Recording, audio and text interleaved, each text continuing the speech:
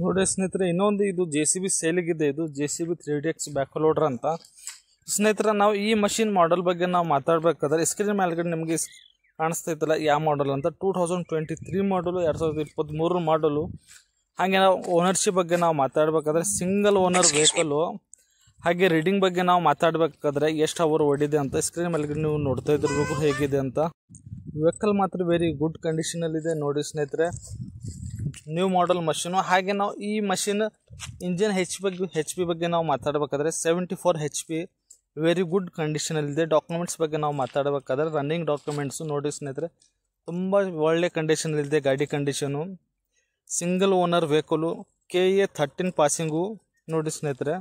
ನಿಮಗೆ ಈ machine owner number, agent number ಬೇಕಾದರೆ ಸ್ಕ್ರೀನ್ ಮೇಲ್ಗಡೆ ನಂಬರ್ ಕಾಣಿಸ್ತೈತಲ್ಲ, ಈ ನಂಬರಿಗೆ ನೀವು ಡೈರೆಕ್ಟ್ ಕಾಲ್ ಮಾಡಿ ನೀವು ಕೇಳ್ಬೋದು.